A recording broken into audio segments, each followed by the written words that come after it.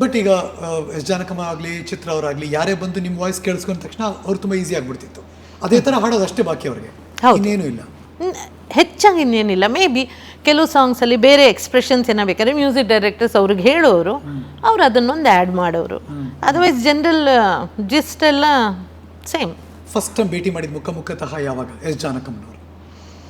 ನಾನು ಅವ್ರನ್ನ ಚಾಮುಂಡೇಶ್ವರಿ ಸ್ಟುಡಿಯೋನಲ್ಲಿ ಮೀಟ್ ಮಾಡಿದ್ದೆ.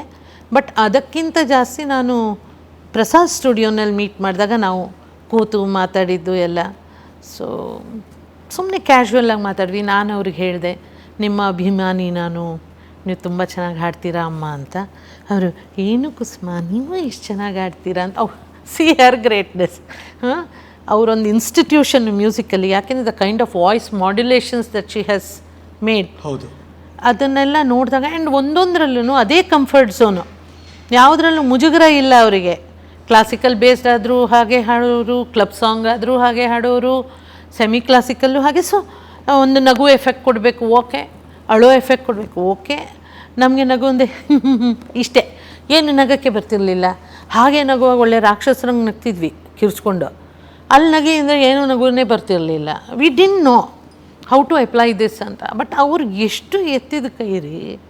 ನಮಗೆ ಹಾಗೆ ಹೇಳುವಾಗ ಆಮೇಲೆ ಹಾಗೆ ಏನೋ ಹೆಲ್ತ್ ವೈಸು ಅದು ಇದು ಎಲ್ಲ ಮಾತಾಡಿಕೊಂಡು, that is the first time that I spoke to her so much. I enjoyed talking to her. Very easy person. ಅವ್ರ ಕಮೆಂಟ್ ಏನಿತ್ತು ನಿಮ್ಮ ಮೇಲೆ? ನೀವೇ ತುಂಬ ಚೆನ್ನಾಗಿ ಹಾಡ್ತೀರಲ್ಲ ಕುಸುಮ ಅಂದರು ಅಷ್ಟೆ. ನಾನು ಸೋಕೆ ಮ್ಯಾಮ್, ಬಟ್ ನಿಮ್ಮಂಥ ಲೆಜೆಂಡ್ರಿ ಸಿಂಗರ್ ಮುಂದೆ. ಈಗ ಎಸ್ ಜಾನಕಮ್ಮನವ್ರ ವಾಯ್ಸ್ ನೆನಪು ಅಂದ್ಕೊಂಡಾಗ ಯುಗಳ ಗೀತೆಗಳು ಇರ್ತಿತ್ತು, ಅಥವಾ ಇನ್ಯಾವುದೋ ಹೋರಾಟದ ಗೀತೆನೂ ಇರ್ತಿತ್ತು, ಅಥವಾ ಪುಟಾಣಿ ಮಗು ಧ್ವನಿಯ ಹಾಡುಗಳು ಇರ್ತಿತ್ತು. ನೀವು ಹಾಗೆ ಆಡ್ತಿದ್ರಾ? ನಾನು ಆ್ಯಕ್ಚುಲಿ ಮಗು ವಾಯ್ಸಿಗೆಲ್ಲ ನಾನು ಯಾವತ್ತೂ ಅಂದ್ಕೊಂಡಿರಲಿಲ್ಲ ನಾ ಮಗು ವಾಯ್ಸಲ್ಲಿ ಹಾಡ್ತೀನಿ ಅಂತ. ಆ್ಯಂಡ್ ನಾನು ಜಾನಕಿ ಅಮ್ಮಂದು ಮಗು ವಾಯ್ಸು ಅಂತ ಹೇಳಿ ಹೆಚ್ಚು ಕೇಳೂ ಇರಲಿಲ್ಲ.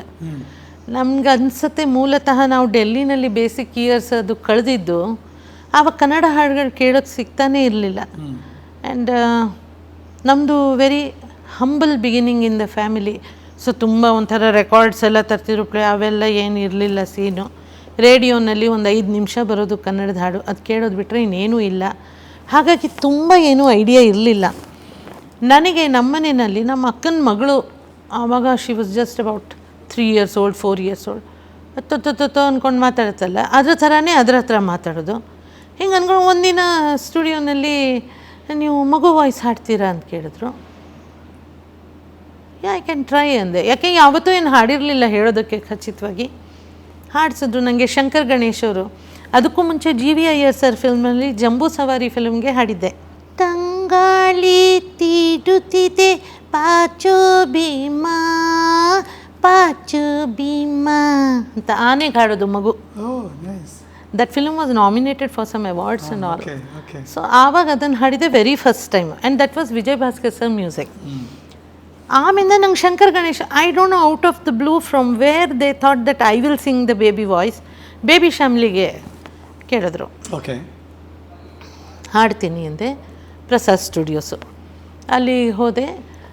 ಇಂಟರಾಕ್ಟಿವ್ ಪರ್ಸನ್ನು ಗಣೇಶ್ ಇವರು, ಶಂಕರ್ ಗಣೇಶಲ್ಲಿ ಶಂಕರ್ ಅವರು ಸ್ವಲ್ಪ ರಿಸರ್ವ್ಡು. ಇದು ಗಣೇಶ್ ಸರ್ ತುಂಬ ನಗ್ನಕೊಂಡು ಜಾಲಿಯಾಗಿ ಮಾತಾಡ್ಕೊಂಡು, ವೈಟ್ ಆ್ಯಂಡ್ ವೈಟಲ್ಲಿ ಇರೋರು ಯಾವಾಗಲೂ. ಇಲ್ಲಿವರೆಗೆ ಸ್ಲೀವ್ಸನ್ನು ಫುಲ್ ಸ್ಲೀವ್ ಶರ್ಟನ್ನು ಫೋಲ್ಡ್ ಮಾಡಿಕೊಂಡು ನನಗೆ ಹೇಳಿದ್ರು, ಅಮ್ಮ ಕುಸುಮ ಇಂದ ಪಾಠ ಪಾಡಣಮ್ಮ ಅಂದರು. ಸರಿ ಸರ್. Baby voice ಪಾಡಣಮ್ಮ. ಸರಿ. ನಲ್ಲ ಲೈವ್ಲಿಯ ಪಾಡಣಮ್ಮ, ನಲ್ಲ ಜಂಪಿಂಗ. Okay sir. ನಮಗೆ ಜಂಪಿಂಗು ಗೊತ್ತಿಲ್ಲ, ಇಂಥದ್ದು ಗೊತ್ತಿಲ್ಲ. ಸರಿ ಹಾಡೋಣ ಅಂದ್ಕೊಂಡು ಹೋಗಿದ್ದು. ನಿಂತಿದ್ದು ವಾಯ್ಸ್ ರೂಮಲ್ಲಿ ನಿಂತ್ಕೊಂಡ್ವಿ. ಕರ್ಟನ್ಸ್ ಎಲ್ಲ ಎಳೆದ್ರು ಪಾಪ ಅವರಾಗವ್ರೆ. ಅಂದರೆ ಬೇಬಿ ವಾಯ್ಸು ನಮಗೆ ಯಾರೂ there was no technicality involved. ಏನೋ ಕಂಪ್ಯೂಟರ್ಸಲ್ಲಿ ಏನೋ ಚೇಂಜ್ ಮಾಡ್ತಾರೆ ವಾಯ್ಸು ಆ ಥರ ಇರಲಿಲ್ಲ. ನಾವೇ ಚೇಂಜ್ ಮಾಡಿ ಹಾಡಬೇಕು. ಹಿಂಗೆ ಅಂದ್ಕೊಂಡು ಹಾಡ್ತಾ ಇಲ್ಲೆಲ್ಲ ಅದ್ರೋಕ್ಕೆ ಶುರು ಆಗಿಬಿಡೋದು ಒಂಥರ ಗಡ ಒಂದು 5 minutes ಆಡಿದ್ರೆ. ಸೊ ನಾವು ಚೂರು ರಿಕ್ವೆಸ್ಟ್ ಮಾಡ್ಕೊಳ್ತಿದ್ವಿ. ಅದು ಯಾರ್ಯಾರೋ ಬಂದಿರೋ ಸ್ಟುಡಿಯೋಲಿ ಕೂತಿರೋಲ್ಲ ಹಿಂಗೆ ನೋಡ್ತಿರೋರು ನಮ್ಮ ಮುಖನೇ ಇನ್ನೂ ಕಾನ್ಷಿಯಸ್. ಸೊ ಕಲ್ಕತ್ತಾದಲ್ಲಿ pan masala I sang. After the song ಯಾವ ಹಾಡೋದು? ಕಲ್ಕತ್ತಾದಲ್ಲಿ ಪಾನ್ ಮಸಾಲ, ಬೆಂಗಳೂರಿನಲ್ಲಿ ಬೆಣ್ಣೆ ಮಸಾಲ, ಇದನ್ನು ಹಾಡಿದ್ದು. ಯಪ್ಪ ನೋಡಿದ್ರೆ ಈಗ ಆ ಸಿನಿಮಾ ಬೇಬಿ ಶಾಮಿಲಿ ನೆನಪಿಸ್ಕೊಂಡ್ರೆ ಈ ವಾಯ್ಸಿಗೆ ಸಿಂಕ್ ಮಾಡ್ಕೊಳ್ಳಿ, ಚೆನ್ನಾಗಿ ಅನ್ಸುತ್ತೆ. ಸೊ ಇದನ್ನು ಹಾಡಿದೆ. ಗಣೇಶ್ ಸರ್ ಬಂದರು ವಾಯ್ಸ್ ರೂಮ್ ಒಳಗೆ ಬಾಗಿಲು ತಗೊಂಡು ಹೀಗೆ ಹೀಗೆ ಹೀಗೆ ಹುಡ್ಕೋತಾರ ಏನೋ ಮಾಡ್ತಿದ್ರು, ಎಲ್ಲ ಆ್ಯಕ್ಟಿಂಗು. ಸರ್ ಏನು ಸರ್, ನಾ ಸುಮ್ಮನೆ ನಿಂತ್ಕೊಂಡು ಹಿಂಗೆ ನೋಡ್ತೀವಿ. ಏನು ಸರ್ ಅಂದೆ. எங்கம்மா அந்த குட்டி எங்கே போச்சம்மா? 2 ஜுட்டு போட்டு ஒரு அம்ரேல பிடிச்சிண்டு ಫ್ರಾಕ್ ಎಲ್ಲ போட்டுன்னு வந்ததே குட்டி எங்கம்மா ಅಂತ. ನಂಗೆ ನಗು ಬರೋಕ್ಕೆ ಆಯಿತು, ನಗ್ತಾ ಇದ್ದೆ. ಅದಕ್ಕೆ ಅಮ್ಮನೆಲ್ಲ ಪಾಡ್ನಿಮ್ಮ ಅಂದರು. Thank you sir. ಆ ನಗು ಎಲ್ಲ ತುಂಬ ಚೆನ್ನಾಗಿತ್ತು.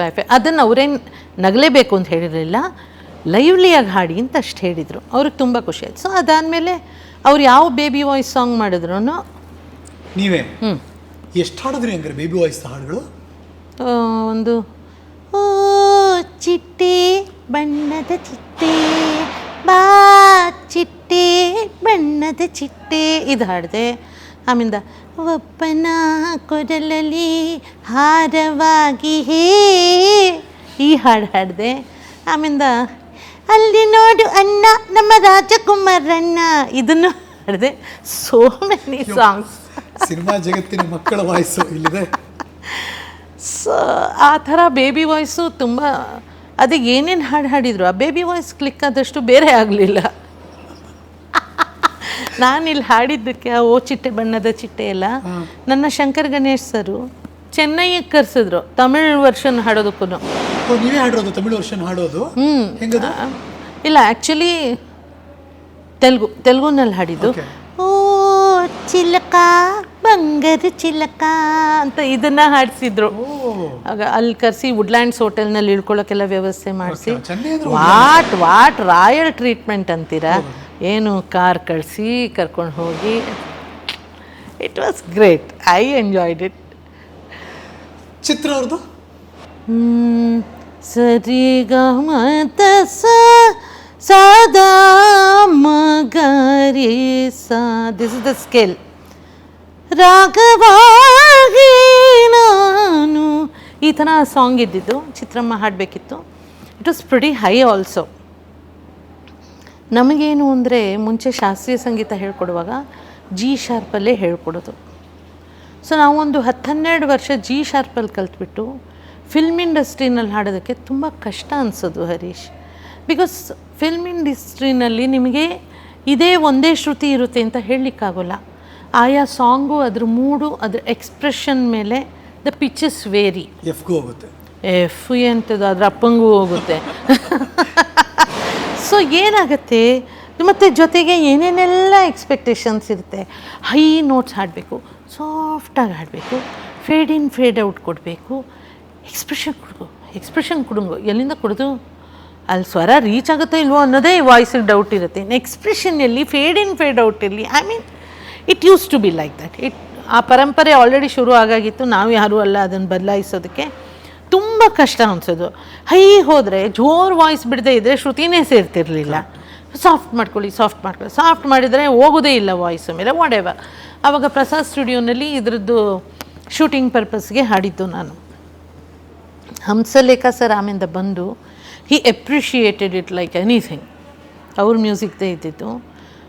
ಅವ ತುಂಬ ಚೆನ್ನಾಗಿ ಹಾಡಿದೀಯಮ್ಮ, ನಾನು ಟ್ರೈ ಮಾಡ್ತೀನಿ ಇದನ್ನು ಇಟ್ಕೊಳ್ಳೋದಕ್ಕೆ, ಉಳಿಸ್ಕೊಳ್ಳೋಕ್ಕೆ ಟ್ರೈ ಮಾಡ್ತೀನಿ, ತುಂಬ ಚೆನ್ನಾಗಿ ಹಾಡಿದೀಯಮ್ಮ ಅಂದರೆ. ತುಂಬ ಹೈಯೂ ಇತ್ತು, ಹೇಗೋ ಮ್ಯಾನೇಜ್ ಮಾಡಿ ಆ ಲಾಸ್ಟ್ ನೋಡೆಲ್ಲ ಸಮ ವಿಡಿಟೆಡ್. ಆಮೇಲಿಂದ ನೋಡಿದ್ರೆ ಅದನ್ನು ಚಿತ್ರಮ್ಮ ಮಿಕ್ಸ್ ಮಾಡಿದ್ರು. ಅಲ್ಲ ಓಕೆ, ಇವಾಗ ಬೇರೆ ಆಸ್ಪೆಕ್ಟ್ಸು ಇರುತ್ತಲ್ಲ, ಬರೀ ಮ್ಯೂಸಿಕ್ ಡೈರೆಕ್ಟರ್ ಒಬ್ಬರು ಒಪಿನಿಯನ್ ಅಲ್ವಲ್ಲ. ಹಾಗಾಗಿ ಅವರು ಮಿಕ್ಸ್ ಮಾಡಿದ್ರು. ಬಟ್ ಒಮ್ಮೆ ನನಗೆ ಅವ್ರು ಹೇಳಿದ್ದು ಉಂಟು, ಆ ಸಾಂಗ್ ನೀವು ತುಂಬ ಚೆನ್ನಾಗಿ ಹಾಡಿದ್ರಿ ಅಂತ. ನನಗೆ ಐ ಡೋಂಟ್ ಥಿಂಕ್ ಆ ಲೆವೆಲ್ಗೆ ನಾನು ಜಸ್ಟಿಸ್ ಮಾಡಿದ್ದೀನಿ ಅನ್ನಿಸಿಲ್ಲ, ಬಟ್ ಐ ಹ್ಯಾವ್ ಟ್ರೈಡ್ ಅಂತ ಹೇಳಿದರು. ಬಟ್ ಆ ಯುಗಗಳಲ್ಲಿ ಹೇಗಿತ್ತು ಆ ದಿನಮಾನಗಳಲ್ಲಿ? ಅಂದರೆ ಯಾರು ಫೈನಲ್ ನಿರ್ಧಾರ ತಗೋತಿದ್ರು, ಇವರೇ ಹಾಡಬೇಕು ಇವರು ಹಾಡಬಾರ್ದು ಅಂತ? ಬಹುಶಃ ಪ್ರೊಡ್ಯೂಸರು ಆವಾಗಿದೆ ಹಾಗೆ, ಕಾಲ್ ಟೇಕರ್ ಪ್ರೊಡ್ಯೂಸರ್. ಯಾಕೆಂದರೆ ಬಂಡವಾಳ ಹಾಕೋದು ಅವರು. ಸೊ ಅವರಿಗೆ ಅವ್ರ ಪ್ರಕಾರ ಇಂಥ ಒಂದು ಸಿಂಗರ್ ಹಾಡಿದ್ರೆ ಒಂದಿಷ್ಟು ಸೇಲ್ಸ್ ಆಗುತ್ತೆ, ಒಂದಿಷ್ಟು ರಿವ್ಯೂಸ್ ಚೆನ್ನಾಗಿ ಬರುತ್ತೆ. ಸೊ ಅದ್ರ ಮೇಲೆ ಅವ್ರು ಬೇಸ್ ಮಾಡೋರು. ಕೆಲವರು ಮಾತ್ರ ಆಫ್ಕೋರ್ಸ್ ಮ್ಯೂಸಿಕ್ ಡೈರೆಕ್ಟ್ರ್ ಯಾವ್ದಾರ ಒಂದೊಂದು ಸಜೆಸ್ಟ್ ಮಾಡಿದರೆ ಓಕೆ ಅನ್ನೋರು, ಕೆಲವರು ಅಂತಿರಲಿಲ್ಲ.